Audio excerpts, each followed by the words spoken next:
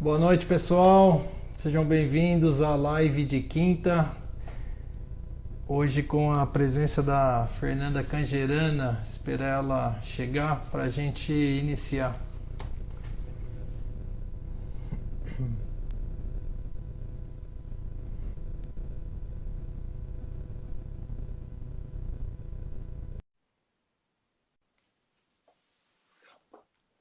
O pessoal está entrando, a Fernanda já entrou. Opa, tudo bem, Oi, Fernanda? tudo bom, Angela, e você? Já estou aqui, Tudo bem? gente. Boa Tá, noite. tá ouvindo bem? Ouvindo bem. Tá legal? Então bacana. O pessoal já está chegando. É, vamos ver quem já está aqui. Ah, já tem um pessoal aqui já online. Tem uma amiga, super amiga, Mari, tá aí, Marisleia entrou. A minha filha, Isso. Cecília, também tá aí. Ah, Ceci Canji deve E, ser Cecília, canjerana. minha filha, Estela Cangerana, minha irmã. Oi, Ah, Mari, tudo bom? legal, pô.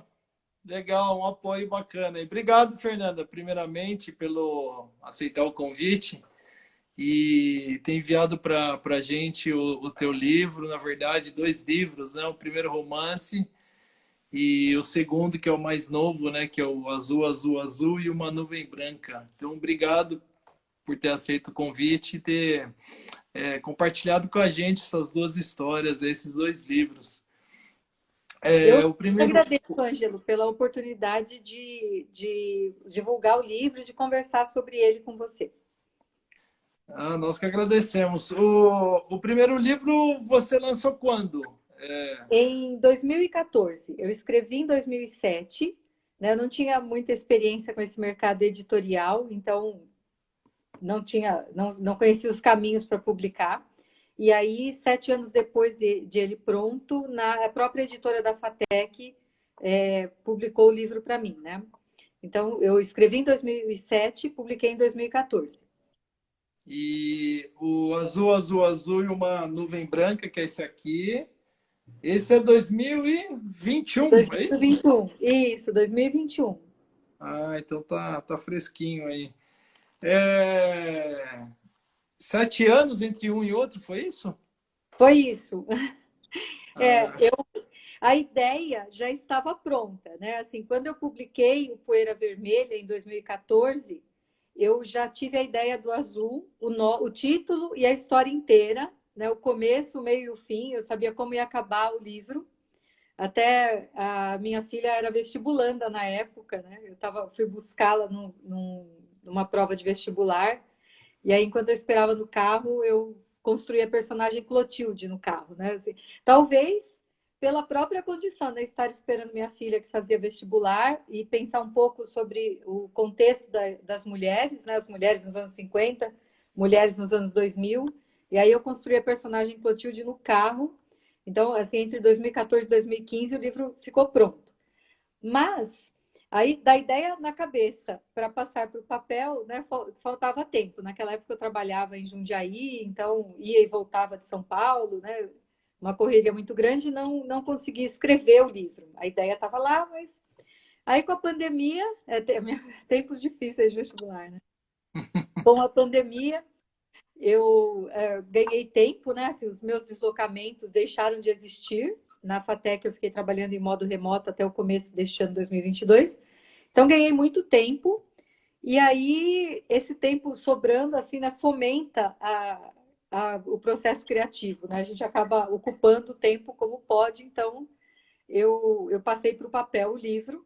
E aí, muito oportunamente, eu tive o contato com a Scortese e aí nós fizemos a publicação no ano passado. Mas o outro livro próximo já está escrito, já está pronto. nossa, caramba! Daqui a pouco você fala sobre ele. Certo. O Azul, Azul, Azul e Uma Nuvem Branca. Então, pelo jeito, você começou pela Clotilde, pelo personagem. E depois você foi montando a trama toda. Como que foi?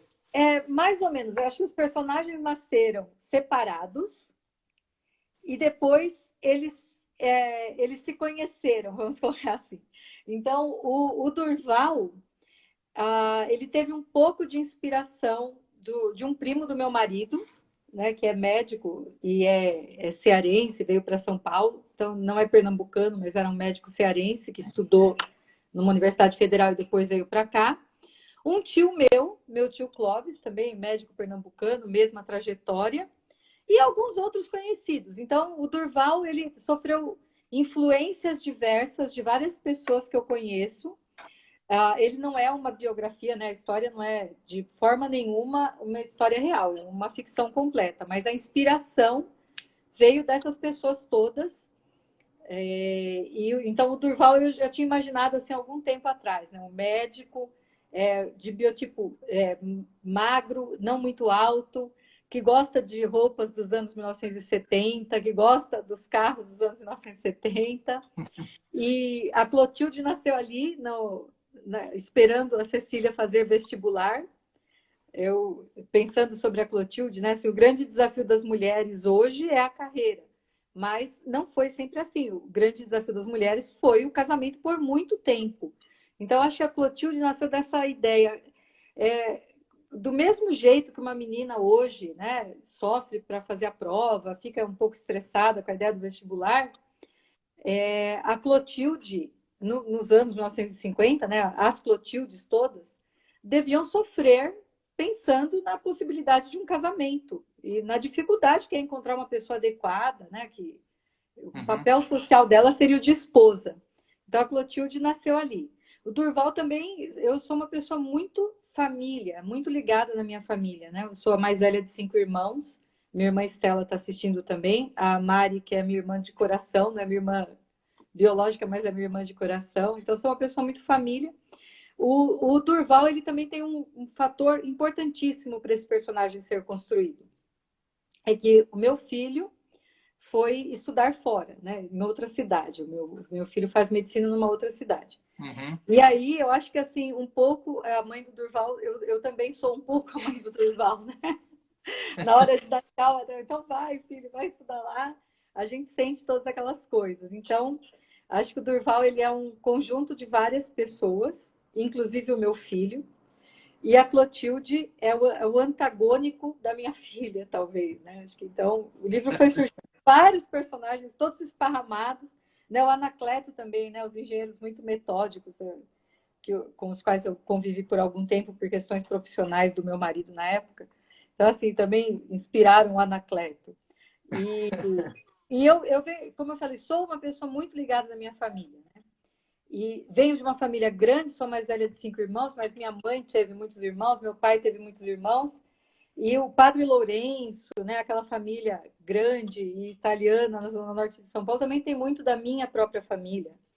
Né? O Padre Lourenço não chamava Lourenço, chamava Pedro, conheci outros Padres Lourenços. Mas então, assim, os personagens nasceram todos separados e depois eles se conheceram dentro do livro. Nossa, caramba!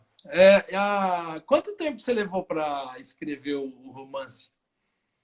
A partir do momento que você começou a juntar a Clotilde com o Durval, o Padre, o Augustinho, e daí foi montando a história.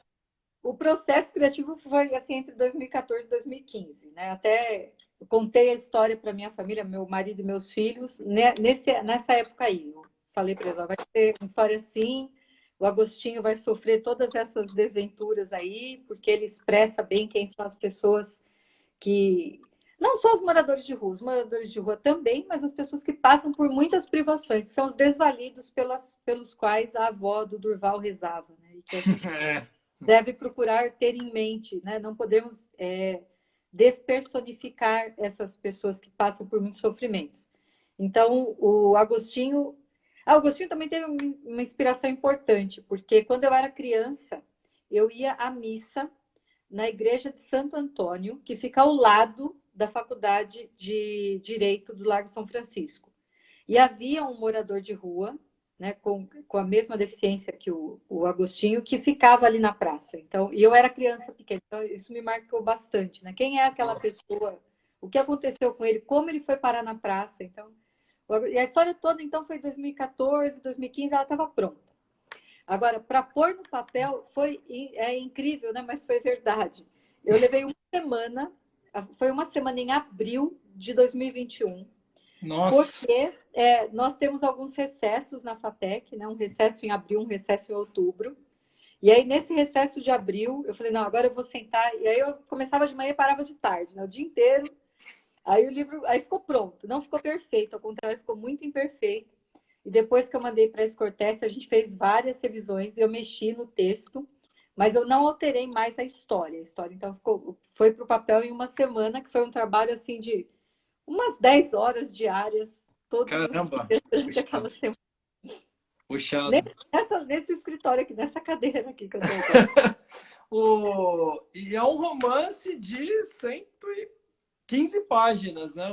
O que me chamou a atenção é que em 115 páginas você conseguiu trabalhar a história de uma família, na verdade duas famílias, né, que acabam se encontrando.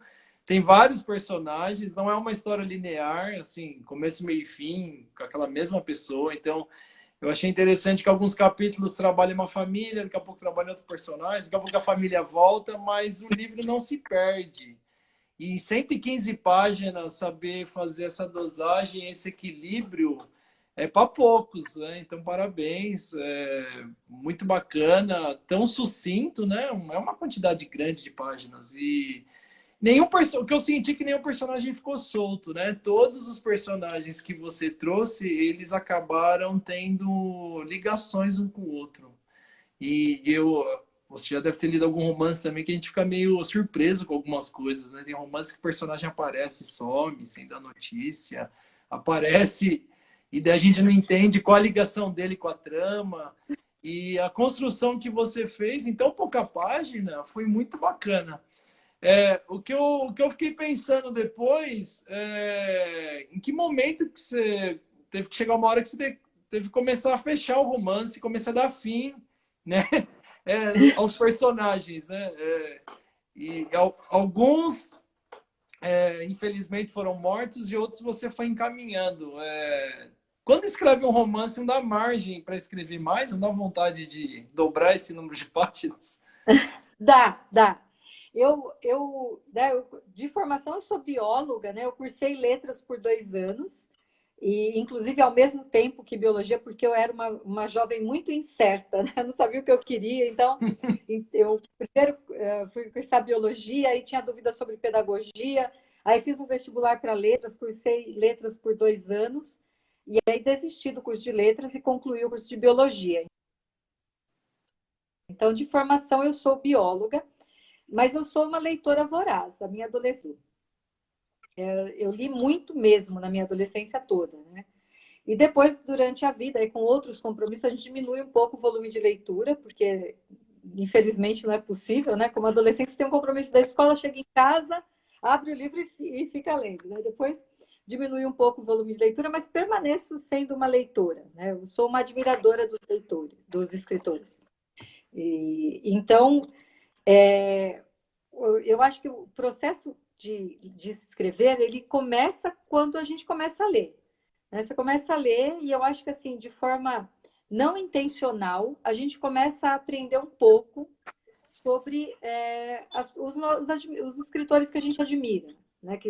Eu tenho alguns escritores que eu admiro muito, um deles é o Érico Veríssimo, o outro é o Gabriel Garcia Marques, e o Mário Vargas Llosa e a Raquel de Queiroz também, e outros, que eu seguramente estou esquecendo. Então, acho que começa o processo aí. A gente começa a aprender a escrever lendo. Até que em algum momento, eu acho que escrever é até uma angústia nossa, né? Você tem que pôr a história no papel e contar para os outros. Então, o escrever acaba acontecendo depois. Mas eu entendo que, como escritora, né, que agora eu já assumi esse papel, né, até por tempo atrás, eu sou bióloga e uma escritora amadora. Aí, uma prima que não está aqui hoje, a Lúcia, esposa do meu primo Paulo, né, no dia do lançamento do Azul, ela falou para mim: não existe artista amador. Não existe, É, né? Você é uma escritora. Você escreveu 2 romances, você é uma escritora. Não existe artista amador. Então, eu sou amadora, né? Como eu costumava falar, escritora amadora, mas eu diria que eu sou uma escritora aprendendo. Porque o outro livro que eu escrevi, né? Eu acho que ele ficou bem maior e eu acho que eu trabalhei muito mais em cima das informações que eu queria colocar nos personagens.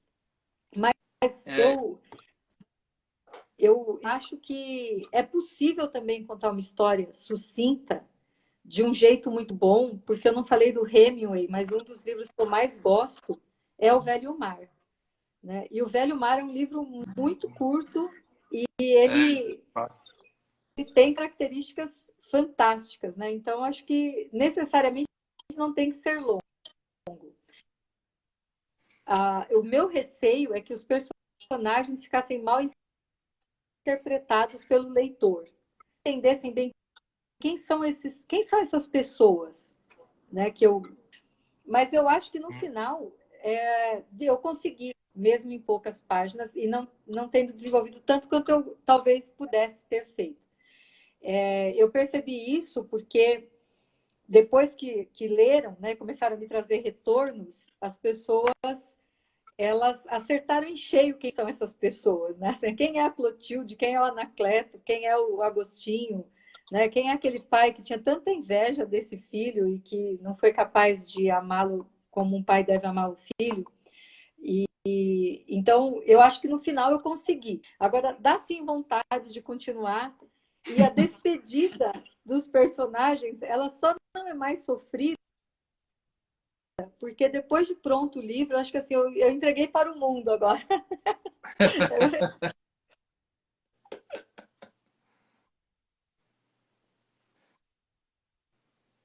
São meus mais, agora eles são do mundo. Então, tudo bem. Daqueles que eu matei. São todos vivos, pertencem ao mundo. O que é gostoso de ler literatura nacional, né? E eu prezo muito por isso, né? E quando a gente abriu o sebo, a nossa ideia mesmo é sempre dar espaço para os escritores nacionais. E o gostoso de a gente ler livros nacionais é que a gente se identifica muito, né? Com a nossa cultura e com a nossa forma de vida, com a forma das famílias. Por mais que cada família e cada pessoa tenha a sua. O nordestino tem um jeito, o sulista, o paulista, enfim, carioca, o fluminense, mas tem traços culturais, né, que acabam nos unindo e a gente se enxerga ali. Isso que é o gostoso da literatura nacional. E o teu livro, por passar em São Paulo, e eu vivi muito tempo em São Paulo, faz só 2 anos que eu vim para o interior de São Paulo, né? Mas a minha vida até 2020 eu fiquei na capital. E você retrata bem a capital dos anos aí 50, 70, 60, né? Traz umas informações.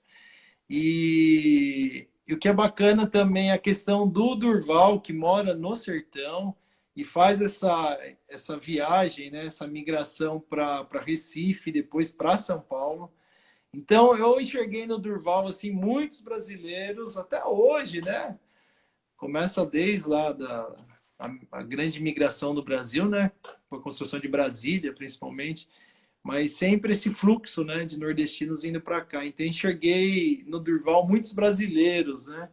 E as intrigas, as ansiedades dentro da família, entre a Clotilde e o Anacleto, a preocupação com a filha, o futuro, isso é normal da gente, né? Eu sou pai, você é mãe, é normal, né?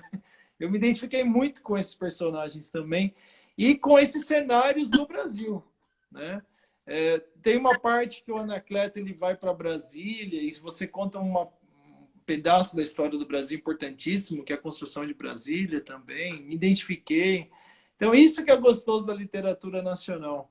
Você levou muito tempo para pesquisar isso? Como que foi? Você já tinha em mente? Não, demorou sim para fazer a pesquisa, porque eu acho que eu carrego vícios da minha carreira como bióloga, né? Então, assim, uma das coisas. Aconteceu isso nos 2 livros, depois nesse terceiro que está pronto também aconteceu. Você faz mestrado, doutorado, você tem que ter um compromisso com a verdade, né? Assim, o seu compromisso é com a verdade, você tem que encontrar a verdade, pesquisar até a exaustão para não dar informações incorretas.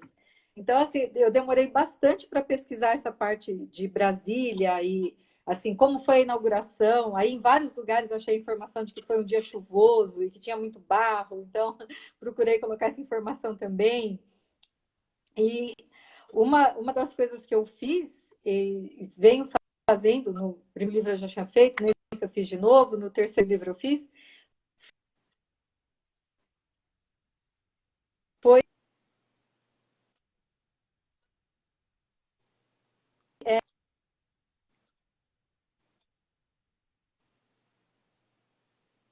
datas, ela confere, né?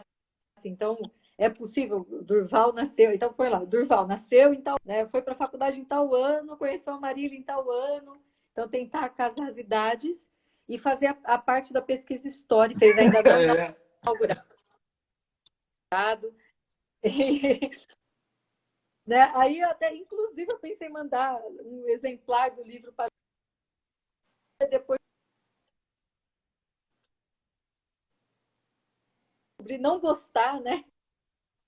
Então, assim, a obra é totalmente ficcional, né? Não existe Anacleto, não existe Clotilde.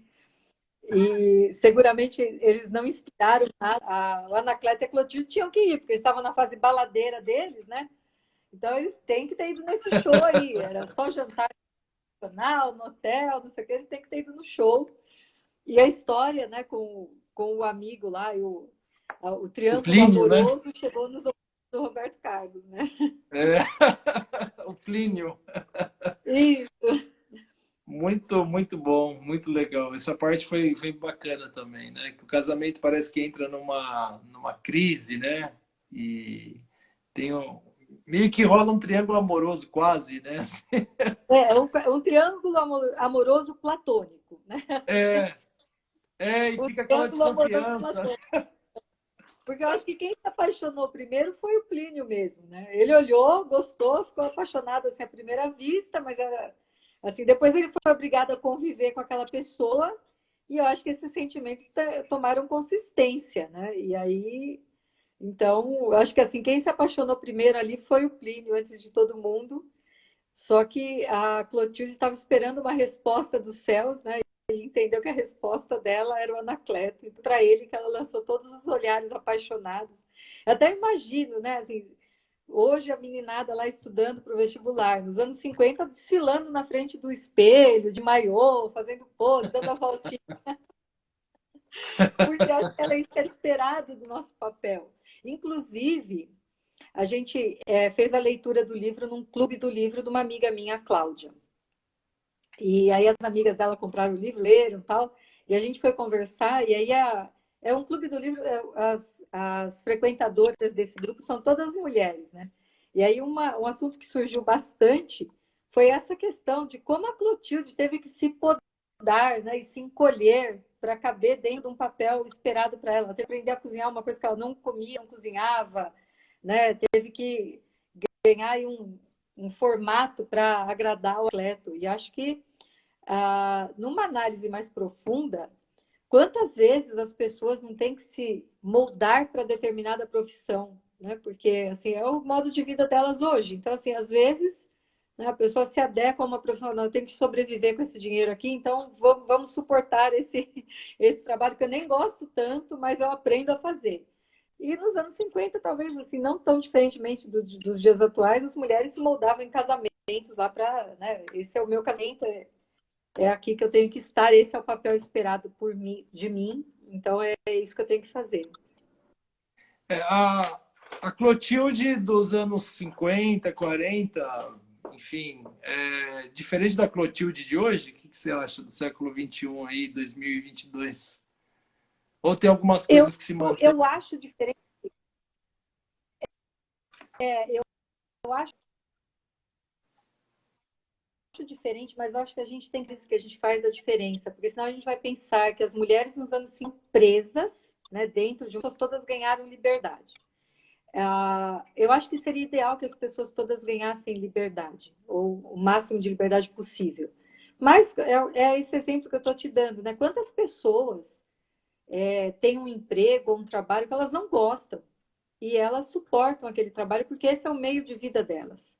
Né? E quantas mulheres não estão sujeitas mais a maridos assim? Tem que dizer que o Anacleto não é um tirano, mas ele é bem chato, né? Assim, ele não é a pessoa mais animada do mundo. Né? Ele não é mau, ele é ruim, mas ele não é bem assim o sonho de, né? Mas quantas pessoas não suportam chefia, né? Não é o meu caso, por favor. Né? Eu gosto muito do meu trabalho na FATEC. Mas, assim, quantas pessoas não suportam trabalhos que elas não gostam, né? Ou metas. Então, determinados empregos aí que tem metas para atingir, e aí a pessoa fica sem dormir pensando em como eu vou atingir aquela meta, não sei o quê. Então, eu acho que talvez os contextos tenham mudado, talvez as histórias sejam diversas, mas eu acho que homens e mulheres, né, todos nós temos que arcar com uma carga de responsabilidade para conosco e para com aqueles que dependem da gente.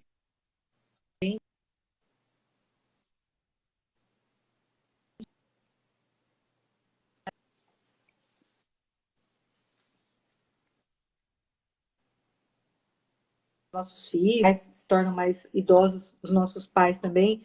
Então a gente tem que arcar com uma carga de responsabilidade aí que não é feita só do lúdico, né? Eu vejo as pessoas muito preocupadas, assim, qual que é o emprego que eu vou ter, que assim, é o meu emprego, eu sou destinado àquele emprego, é aquele emprego que... Não, a gente pode aprender qualquer coisa, né? E podemos exercer múltiplas funções.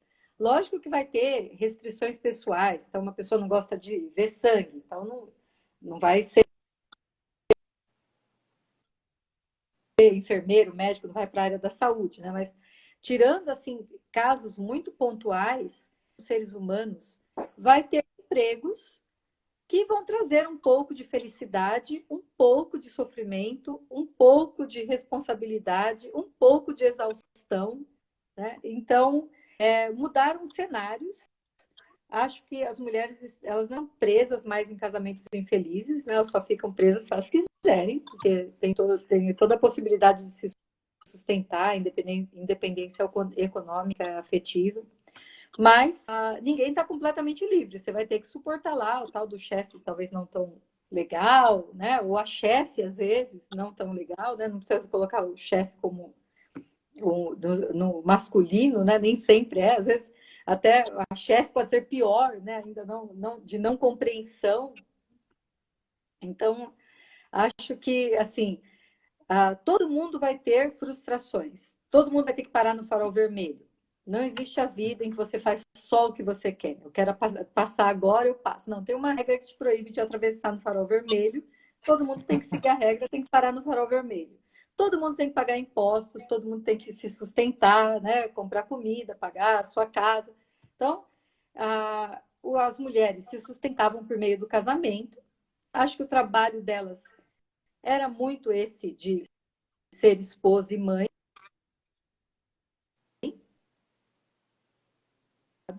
E hoje acho que as pessoas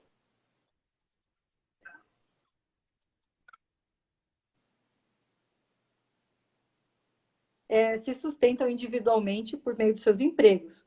Mas isso não quer dizer um comprometimento com nada, esteja completamente livre para fazer o que bem entender. Ninguém está nunca, né? A gente sempre vai ter responsabilidade com a Eu até gente mesmo. pensei uma característica do teu livro que quando tem histórias que contam a trajetória de uma família, a gente fica preso, né, na história porque a gente quer saber o que aconteceu com cada personagem, né? Se o que aconteceu com o homem, com a mulher, com o pai, com o filho, aquele primo, aquele amigo. Isso que segura a gente no livro, porque a gente quer, né, bisbilhotar a vida alheia, vamos dizer assim, para saber o fim de cada um. E pela metade do livro, assim, a gente já começa a pensar por conta própria, não é? E o fim de alguns já, pelo jeitão, né? Eu mesmo achava que a Clotilde ia cair fora desse relacionamento. Eu achava que quando foi para Brasília, aquele episódio todo, eu achava, ali já vai romper e tal. E não, né? Foi, né, até o fim. Outra coisa que me chamou a atenção também, o que me surpreendeu, né? Que foi o Durval com a Marília, né? E você não, eu acho, daí queria saber da tua opinião, os pais dela que forçaram a barra, né? O que você acha disso Acho que tudo? sim, acho que sim. Eu acho que sim. Mas eu acho que isso também é muito real, Ângelo, porque eu acho que as pessoas acreditam que pensam livremente, mas a gente carrega uma enorme carga daquilo que os nossos avós, pais, né, nos falaram a vida toda. Então, assim, talvez com muito autoconhecimento, a pessoa consiga fazer uma análise mais crua, né, e tenha um pensamento mais individual seu. Mas a esmagadora maioria das pessoas ainda vai carregar muito daquelas crenças que foram passadas não verbalmente para a gente. Né?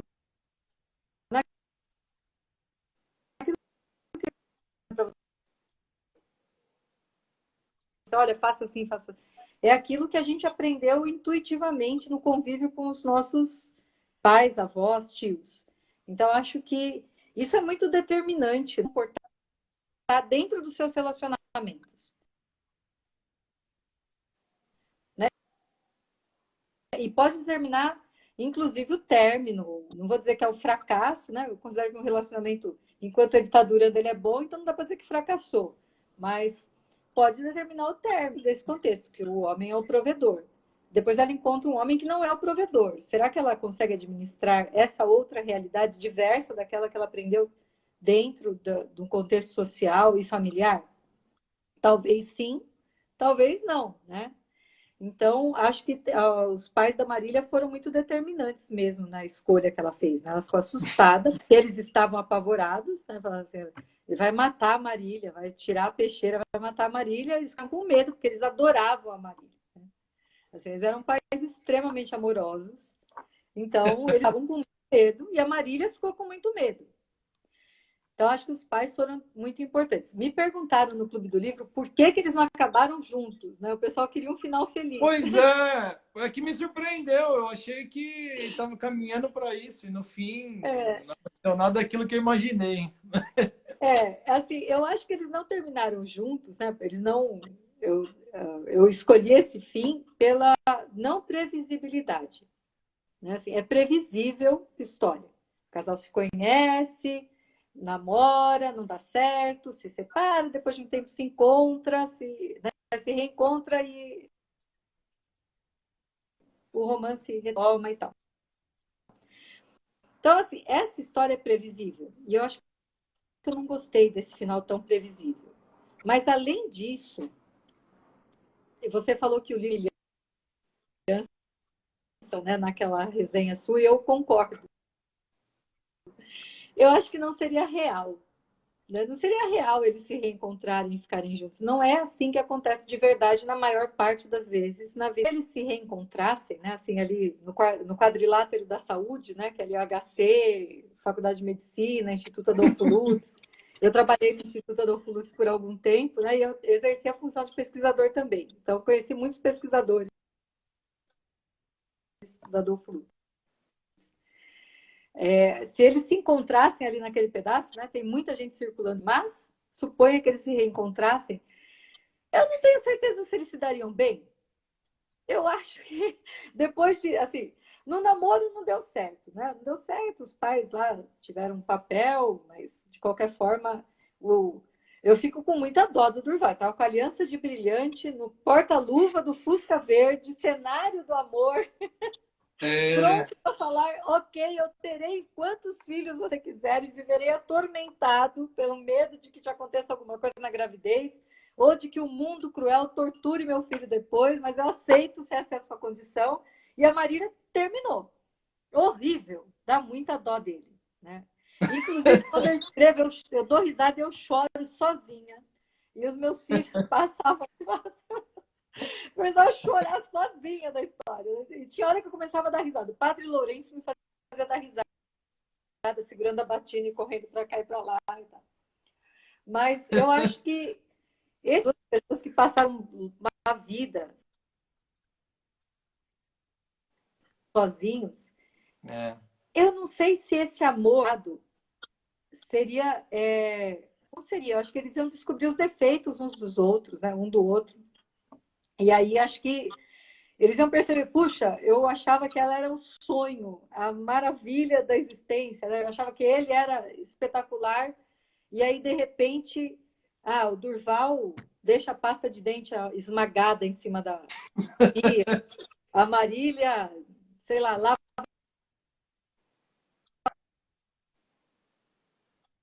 a louça e deixa sabão dentro da louça. O Durval não sabe pôr mulheres, ele põe tudo errado, garfo do lado errado, faca do lado errado, a Marília fica incomodada. Então, namoro, e que talvez começassem a incomodar. E talvez outras coisas maiores, né? Os relacionamentos acabam por grandes coisas, tipo assim, uma pessoa incapaz de controlar suas finanças, por exemplo. Esse é um motivo de muitos relacionamentos acabarem.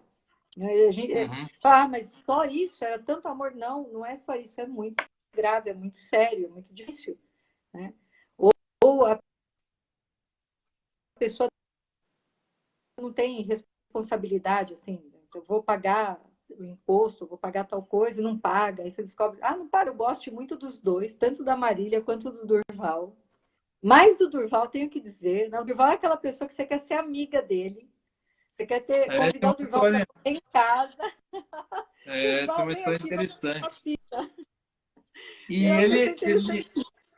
ele foi autêntico, né? Porque todas as vezes que ele estava com os pais dela, ele manteve aquele jeitão dele, né? Não vestiu uma segunda capa, vamos dizer assim, uma nova máscara para fazer média, e ficou daquele jeito mesmo dele, né? E pelo jeito dele, o pai dela não curtiu, né? Pela Não, autenticidade dele. eu O acho que cara é super sincero, né?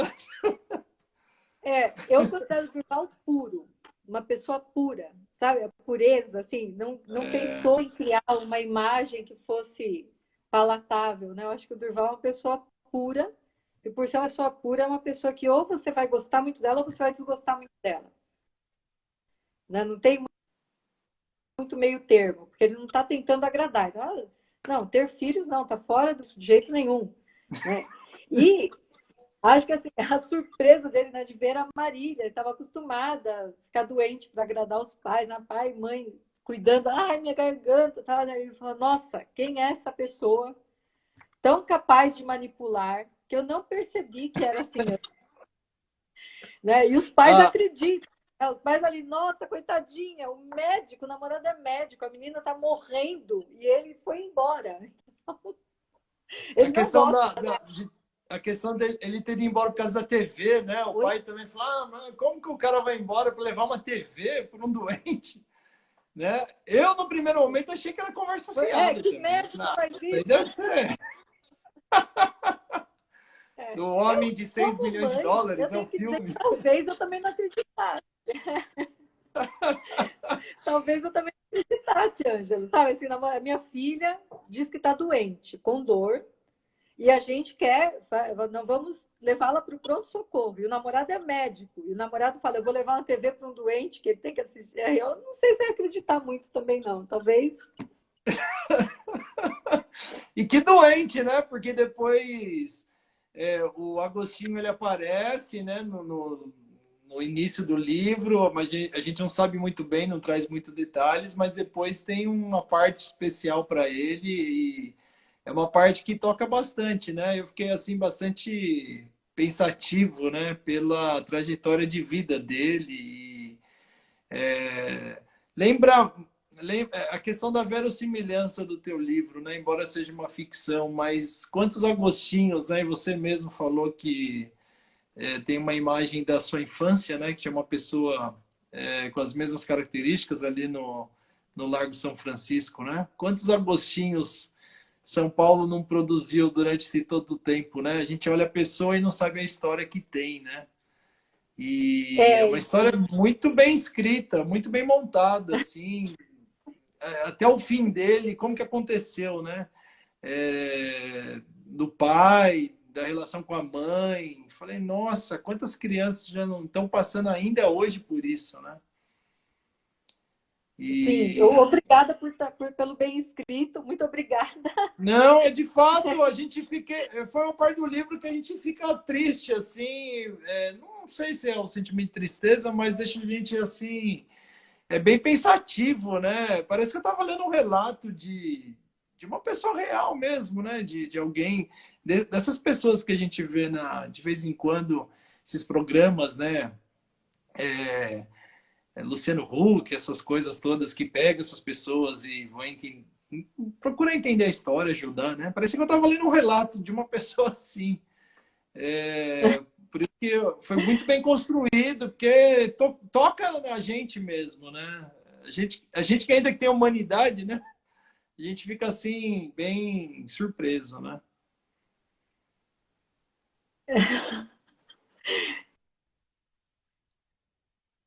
E eu não imaginava que você tinha essa experiência própria, né? Então, Ângelo, eu acho que tem que ter. Assim, eu não escrevi com este objetivo, mas eu atingi.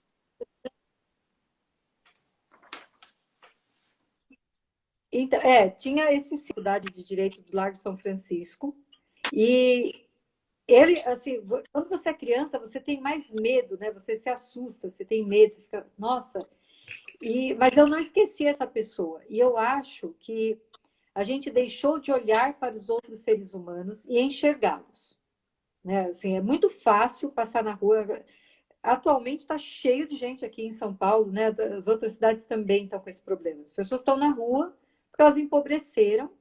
Muitas não conseguiram mais pagar o aluguel que elas pagavam e tem um monte de gente na rua. Então a gente está numa situação de muita pobreza. Mas eu acho que esse é um grande problema que a gente tem que enxergar e a gente tem que buscar soluções. Mas eu acho que esse não é o único problema. Eu acho que existe a pobreza e existe o desamor, porque o Agostinho podia estar numa casa abastada e ele não iria pedir esmola no Largo São Francisco. Mas ele podia ter um pai que o amasse tão pouco quanto o pai do Agostinho amava a ele. Então, são duas coisas que concorrem, né? Que o Agostinho ele foi premiado com duas desventuras da vida, né? Assim, ele tinha muito poucos recursos para poder ter a sua deficiência atendida e ele tinha muito pouco amor para poder ter a sua deficiência atendida. Mas eu acho que não é regra, né? Assim, a pessoa pode ter muito dinheiro e ser completamente refratária a qualquer sentimento de carinho ou de amor. Então, quantas pessoas, né, que têm até a condição financeira boa, que não tem nenhum problema de saúde, né? Quantos jovens, quantos adolescentes, quantas crianças, que elas são muito maltratadas, né? Muito maltratadas. Eu acho que agora eu vou falar como bióloga, né? Talvez nenhuma espécie trate a sua prole tão mal quanto o humano, É. né? Muito, muito maltratada. As pessoas, elas são desvalorizadas, né? Assim, existe a agressão física, que eu acho que é uma aberração, mas existe a agressão verbal, que a gente dá muito pouca atenção para ela. Mas quantas crianças não passam a vida ouvindo que são inúteis, que não são inteligentes, que não fazem nada certo, né? Quantas crianças não são tratadas dessa forma, até em lares muito abastados? Então, a gente teve aí aquele caso do garotinho lá que foi morto pelo padrasto, teve um outro caso de uma mãe com a namorada que mataram um menino também, que foram casos recentes que apareceram, tem inúmeros outros se a gente for buscar. Esses são os casos extremos, mas quantas pessoas não têm a sua vida limitada, cerceada, né, por esse desamor? Porque tudo seria muito melhor para Agostinho, mesmo não tendo nenhum recurso, se ele tivesse tido o carinho que a avó teve por ele nos pais. Né? Assim, se o pai dele, ao invés de falar, não, ele tem que descer a escada aí, e ele chega de sujo, se o pai dele pegasse ele no colo e falasse, vamos lá para a escola, filho, que eu vou te levar. Porque essa é a função do pai. Pai e mãe têm que proteger o filho. A gente também tem um momento da sociedade que o pessoal fala, não, se você protege, o filho vai ficar mimado e o mundo vai bater nele. Veja bem, proteger é apontar erros também. Falar, isso não está bom, não faça assim, né? Exigir boas notas, cobrar boas notas, não é só passar a mão na cabeça. Mas é dar para o filho a segurança de que você é o porto seguro para onde ele pode voltar se ele precisar. E de que você acredita nele. Então, e isso são dos pais. Não tem esse negócio, não, ele se vira sozinho, porque aí está melhor. Não, ele se vira sozinho inseguro, né? Assim, não tem apoio nenhum. Que chance que ele tem de conseguir? Então, eu acho que tem essa questão, eu acho que o Agostinho foi vítima de desamor, e tem a questão da pobreza extrema, que a gente não pode fechar os olhos, a gente não pode começar a achar que as pessoas são extremamente pobres porque elas querem, ou porque elas não trabalham, ou porque elas são preguiçosas. Né? As pessoas ficam extremamente pobres por uma série de fatores, independente de se esforçarem muito, de trabalharem muito e de terem pouco resultado. Então, não podemos fechar o olho para isso também. Mas esse não é o único problema, né? Esse é um grande problema, mas não é o único. Provavelmente o pai do Agostinho ele não recebeu o amor também, e isso a gente vê, né? Que vai passando de geração em geração, né? Diferente dos pais da Marília e dos pais do Durval, né? Embora o pai do Durval fosse meio carrancudão, meio. Mas tinha muito amor ali, até no episódio do jantar que ele vai fazer ali o show de mágica, né? E o pai, olha, foi uma das únicas vezes que ele viu o pai com o olho amoroso, né? Mas provavelmente o pai o avô do Durval, né, também foi amoroso com o pai dele, né? Então meio que isso se aplica Sim, ao Agostinho também, né? A questão do pai dele tratá-lo assim, né? Dá para fazer esse sim. contraponto aí no livro, Provavelmente o né? pai Esses dois do extremos, né? Agostinho também, do Agostinho também foi tratado de um jeito É, bastante frio e impessoal, né? E talvez até talvez não, tenho muita convicção disso, viu? Que assim, aquele carinho todo da avó deixava o pai do Agostinho com muita inveja. Né? Assim, ele isso. não teve, o Agostinho tinha, a avó fazia doce com ele, fazia massinha com ele. O pai do Agostinho deve ficar muito revoltado com isso. Então, acho que ele realmente não teve amor. Mas o pai do Durval, eu escrevi esse personagem porque ele representa algo que eu acredito, que é assim, um pai bravo pode ser um bom pai. Um pai bravo necessariamente não quer dizer que ele não ame. Né? Assim, ele pode ser carrancudo, durão, meio sempre cara fechada, exigente, não quer dizer que não ame. Então, e pode ser um ótimo pai, né? E pode dar esse suporte, esse apoio de falar, olha, conte comigo, né? Eu estou aqui, conte comigo, eu existo aqui para você também, então conte comigo. Sendo carrancudo, né? Assim, porque se a gente pensar em termos históricos, a maior parte dos pais foi criada assim, sem, né? O negócio de pai beijar o filho é uma coisa bem recente, né? Assim, era uma coisa Homem não bem. chora, aquela coisa toda. Os pais eram carrancudos, fechadões, né, na dele, assim, cara fechada, não ri, não sorri e tal. Mas necessariamente não é um pai ruim. Né? Você leva o Durval lá para Recife, tal, acompanha, faz as compras com ele. Tal. Então existe, né? E o Durval descobriu no dia do show de mágica. Né? Ele olhou para o pai dele e falou: meu pai me ama. Olha lá o amor no olho dele. Eu consegui ver o amor, porque o pai não conseguiu esconder, né? Não. Vai treinado para esconder, não demonstra que gosta, porque ele se estraga o menino. Vai deixar o menino mimado, bobo, então não pode. Mas ele não conseguiu esconder. Ele viu lá o Durval com a capa, né, aquela capa gigante, a cartola grande, fazendo mágica. E por um breve instante a máscara de dureza caiu e o Durval pôde ver que o pai dele, no final das contas, gostava muito dele. Fernanda, falando sobre o título do livro agora, quando você começou a escrever a história, já tinha o título ou foi a última coisa que você escreveu? Já tinha o título. Já tinha o título? Já, eu não sei se todo mundo faz assim, mas eu tenho que dizer para você que a primeira coisa que eu penso é o título. Então, assim, o outro livro que está escrito também chama A Casa Mal Assombrada de Marlene. E A Casa Mal Assombrada de Marlene, a primeira coisa que eu pensei foi o título, e depois a história encaixou inteira. E o azul também. Foi a primeira coisa que eu pensei foi o título, vai chamar Azul, Azul, Azul, uma nuvem branca. Como o outro livro chamava Poeira Vermelha, meus filhos até brincaram, falaram, mãe, põe a casa amarela, mal assombrada de Marlene. Cada livro uma cor, depois. Mas chega de cores por hora, né? Chega com cor. Mas o título foi a primeira coisa que eu pensei quando eu comecei a escrever. Mas quando eu comecei a ler o livro, porque assim, o título é intrigante, né? A gente começa pelo título, intriga a gente, né? Eu comecei a ler a história e falei, caramba, onde vai encaixar o título? Só que você vai dar a pista do título lá praticamente no fim do livro já.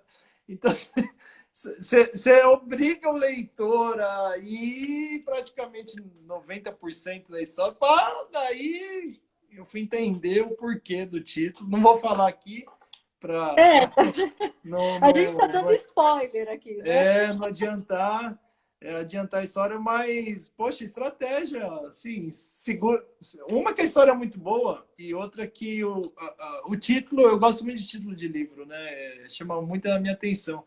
E daí eu fiquei pensando logo nas primeiras páginas, o porquê, e foi indo. Eu fiquei, meu, mas por que azul, azul e tal? E foi daí que foi cair a ficha. Na verdade, veio à tona. Ah, tá aqui a explicação. É uma explicação até em dois momentos você traz a mesma frase, né? Uma já bem no final, outra bem no finalzão mesmo, né? Mas se encaixou muito bem, daí fez sentido para mim. É, uma reflexão que trouxe o livro é a história lida muito com o passado, né? E eu percebi depois que os personagens eles vão ver que aquelas vivências do passado, naquele momento que eles estavam passando, parece que é algo corriqueiro, né? E aquelas vivências todas só vão fazer sentido e ganhar importância muito tempo depois, né? E daí isso gerou uma reflexão, pelo menos em mim, eu fiquei pensando, né? Quantos momentos a gente não vive intensamente, momentos que passam por nós e a gente acha que é uma coisa tão simples e banal, né? E daqui a algum tempinho a gente vai ver o peso que aquela vivência tinha, né? Então, despertou em mim essa reflexão, né? O que você acha disso? É comum do ser humano isso? De a gente não vive tão intensamente e deixa passar os momentos e depois se arrepende por não ter dado a importância que deveria? O que você acha? Acho que é humano fazer isso, acho que sim. Eu acho que a gente não percebe o momento que a gente está vivendo na hora que a gente está vivendo. Né? Meus filhos são grandes, né? Eu tenho uma filha de 26 anos e um filho de 23. E aí, assim, às vezes eu lembro, né, deles pequenos. Quando o filho é pequeno, a gente não percebe, assim, o momento mágico da vida que a gente está passando. Porque, assim, a melhor coisa do mundo, posso falar para as outras pessoas que vão ter filhos, é levantar de madrugada porque o bebê não quer dormir. A melhor coisa do mundo é você ficar às 2 horas da manhã na sala tentando fazer um bebê dormir, porque o bebê fica bebê por tão pouco tempo, né? Assim, tudo bem que os meus bebês ainda são meus bebês, vão ser sempre meus bebês, né? O meu colo está aqui, o ninho está aqui sempre que eles quiserem, precisarem, mas eles já não são tão pequenininhos que eu consiga pegar no colo, né? Ao contrário, a minha filha é do meu tamanho, mas meu filho já passou bastante tempo da minha altura. Então, assim, eu acho que precisa ganhar um olhar muito mais amoroso para a vida como um todo. Né? Assim, então, na hora que você tá lá, o neném não quer dormir, né? Toda mãe já passou por isso. O neném acorda chorando no meio da madrugada, não é a fralda, não quer mamar, ele só acordou, não tá, o timer dele de dormir e acordar não está funcionando, e ele não quer dormir de novo, e você levanta e vai fazer o neném dormir, né? Então, balança, embala, canta, senta na cadeira de balanço, ele não dorme, você está caindo de sono, né? Seu olho está fechando. Eu lembro uma vez, fui pôr meu filho no berço, assim, depois de horas tentando fazer ele dormir, bati com os dois braços assim na grade do berço, porque eu estava Acordou. tentando em cima do, né? Desmaiando de sono. Mas que momento mágico que é você poder pegar um bebê, seu filho, e balançar o seu bebê para ele dormir no meio da madrugada. Que momento fantástico da vida. E assim todos os outros, né? Todos os outros. Que algumas vezes, no momento que está acontecendo, não é legal. Você ficar acordado de madrugada não é bom. Você quer ir dormir, porque você tem que dormir e tal.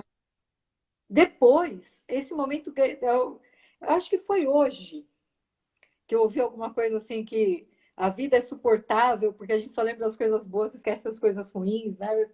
Mas eu não diria isso, não, né? Eu acho que é meio extremo, mas eu acho que a gente realmente depois tem a memória das coisas positivas, mesmo nos momentos difíceis. Você está acordado, você quer dormir, todo mundo está dormindo, mas você está acordado, você tem que ficar acordado, porque o bebê não quer dormir e você não vai deixar ele sozinho. Falava, mãe, deixa eu chorar no berço. Nunca fiz isso, não acho que ninguém deva fazer. E vou dizer para as pessoas que têm bebês: aproveite ao máximo ficar acordada balançando o bebê, porque o bebê deixa de ser bebê num susto. E aí, esse momento vivido passou, né? Assim, ele falou, acabou, passou, já foi. É. E todos os outros, né? Assim, quando a gente se apaixona por alguém, no começo do namoro está totalmente apaixonada, né? Às vezes a pessoa não percebe. Então, gente está planejando casar lá, tentando comprar apartamento, que tá difícil de comprar, não acha, quando você acha não é bom, quando o seu dinheiro dá, não é o que você queria, aí quando você gosta, o seu dinheiro não dá. Nossa, super, mas que mágico, que maravilhoso. Então, assim, acho que no geral, né, mesmo os momentos difíceis, eles têm uma carga muito positiva, que eventualmente a dificuldade do momento nos faz não perceber. Mas eu acho que se a gente abrir os nossos olhos, a gente vai ver que em cada momento difícil, fácil, tá lá a felicidade. E a gente só não enxergou porque não foi capaz de ter esse exercício. Então, vale a pena abrir os olhos para enxergar. Vale a pena e enxergar e enquanto nós estivermos vivos, né, tentar fazer com que esses momentos se repitam, né? Porque uma cena que chamou bastante atenção foi aquela em que o Durval voltando para o sertão, né? Ele tem que resolver as coisas da casa, a partilha e tal, e ele encontra as irmãs, mas parece que cada um ali é um desconhecido, né? Ele até critica a irmã, que é rica, é casada com o embaixador, né? E você vê que é muito protocolar, muito formal, parece que. Eu tive essa impressão, né? Depois que cada um toma seu rumo, tipo, ela que se vira lá no sertão, a outra que vai voltar a vida dela, né? Em alguma cidade do mundo, e ele continua na vida dele em São Paulo, né? Parece que assim. É só aquele fato que os uniu ali e não vão voltar mais a se encontrar, né? A gente tem que fazer esse exercício enquanto família também, né? De estar sempre não deixando essa chama se apagar, né? Senão daqui a Sim, pouco cada um vai olhar para o outro como um conhecido, né? E não mais como um irmão, né? Um primo, um sobrinho, enfim, né? eu concordo com você, a gente tem que fazer um exercício, a gente tem que entender que todas as pessoas são imperfeitas, né? Nós somos, todos são. Então a gente não pode focar nas picuinhas, nos detalhes, nas coisas pouco importantes, né? E acho que esse exercício é muito do querer também, né? Assim, das duas partes quererem. Então, assim, a minha irmã que está assistindo aí mora no Brasil, mas ela entrou para assistir. Então, obrigado por ter entrado para assistir, Estela. Esse vínculo a gente tem que procurar manter, né? A gente tem que procurar exercitar. Mas eu acho que depois da pandemia, eu acho muito positivo muito valorizar, né? Trazer a importância desses vínculos. Porque enquanto as pessoas estão todas disponíveis, fáceis, acessíveis, a gente parece que não dá muita bola, né? Depois encontra. Então, eu acho que assim, procurar valorizar os momentos em comum, né? Não só família, amigos, né? E procurar ter um pouco de compreensão para com as pessoas, né? Esse exercício de compreensão, procurar evitar que a gente se torne desconhecidos, né? Assim, que seja só uma cordialidade social que rege os relacionamentos, que a gente ainda possa ter esse contato, desse abraço, porque a maior riqueza da pessoa não pode ser medida nos bens que ela tem, mas eu acho que a maior riqueza de uma pessoa está nos laços que ela cria. Assim, Sim, sem esses dúvida. laços que a gente cria e que a gente cultiva, eles são a coisa mais importante que a gente pode ter. Então, aprender isso rápido, né? E procurar valorizar as pessoas e entender cada um. É, a gente já está caminhando para o fim, porque, por incrível que pareça, já passou uma hora de conversa e tem tanta coisa para falar, né? Eu deixo aqui, só vou fazer mais uma pergunta aqui, mas eu deixo aqui assim a minha admiração, É o primeiro livro que eu li teu. O outro chegou também para mim. Eu vou ler o Poeira Vermelha, né? É o título, né? Isso, Poeira Vermelha. Isso. Está no outro armário meu aqui. O Poeira Vermelha vou ler e depois a gente vai marcar outra conversa também. E me surpreendeu, um livro tão fino, volto a dizer, 115 páginas, né? Para quem está chegando agora, ó, Azul, Azul, Azul e uma Nuvem Branca, da Fernanda Cangerana. Um romance tão fino, 115 páginas, mas que gera em nós, pelo menos em mim, muita reflexão sobre família, sobre relacionamento, sobre a vida. Muito bacana, né? Então, a gente, as pessoas ainda têm aquela mania de julgar o livro pela quantidade de páginas, né? Acho que um livro bom é aquele grosso, um livro fino e nada. Surpreendeu mesmo, parabéns. E o próximo é um romance também? Como que tá os projetos aí futuros na área da literatura? É um romance também, tá pronto, já foi escrito, chama Nossa, Casa Mal Assombrada de Marlene, tá prontinho. Esse ficou que longo, bacana. porque aí eu dediquei mais tempo a ele, né? Então ficou um pouquinho mais longo. Eu gostei e, assim, teve 2 leitores já, esse A Casa Mal Assombrada de Marlene, né? Meu marido e minha filha já leram. E eles gostaram mais do que do azul. Eles falaram, ficou melhor do que o azul. O azul estava bom, esse ficou melhor. Eu falei, ótimo, temos que ir melhorando mesmo. Então, aí eu inscrevi num prêmio, no Prêmio Leia, né? Falei, bom, vamos ver o que o pessoal acha, né? Vamos ter um critério aí de julgamento. E tá pronto, e aí, mas de qualquer forma, né? Ele vai ser publicado no ano que vem. E então espero que todo mundo goste também. Ângela, eu te agradeço muito pela oportunidade de divulgar o livro. Eu tenho que dizer assim que eu sou bióloga e trabalho com meio ambiente, né? Que assim, um sebo é uma das coisas mais sustentáveis que a gente É, criou em termos humanos, né? Assim, é a ideia que a gente tem que ter. Livros são joias que a gente tem que manter sendo comercializados entre as pessoas, né? Não é um negócio que a gente descarte. Então, acho que, assim, meus parabéns pela sua iniciativa aí, né, de administrar o sebo, ser dono de um sebo, porque eu acho que é a forma sustentável da gente tratar a questão da literatura, né? Torna acessível para muitos e mantém os livros sendo lidos e, né, retornando dentro de um sistema produtivo, não tendo que, assim, não onera com papel, não onera, né? É perfeito do ponto de vista ambiental. Te agradeço muito pela oportunidade de falar do livro. Adorei a conversa, né? Uma hora passou muito rápido, eu falo passou demais. mesmo. Eu falo demais, é um vício de professora, né? Meus alunos de meio ambiente estão acostumados comigo, eu falo demais. Assim, a aula acaba, eu falo, gente, quando faltar 15 minutos me avisem, quando faltar 5 me avisem de novo, eu não me ofendo, porque senão eu seguro a turma e eles vão embora. Então, eu falo demais, mas é uma conversa, a oportunidade de você. Ah, E a Supoeira também, né? E a gente volta a falar. sem dúvida. Sem dúvida. Eu vou ler na sequência e a gente volta a conversar se não for. Se você não se importar de voltar novamente numa outra conversa, acho que não, né? Não, eu vou adorar, Daí, vou adorar. Eu vou daí nós adorar, vamos vou conversar adorar. sobre o seu primeiro livro e lançando o próximo. Com certeza você Vamos, deve nascer em vamos São Paulo. Eu vou sim. tentar estar presente, porque eu vi que esse você lançou na Bienal, né? A Bienal não consegui ir.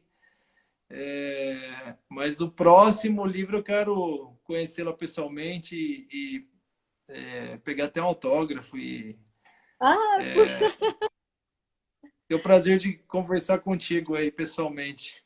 vai ser um É, prazer receber você, Ângelo. Vai ser muito ah, bacana receber muito você. legal. Mande notícias quando tiver a capa, quando tiver já a editora, tudo. Mande para nós que a gente já vai divulgando já.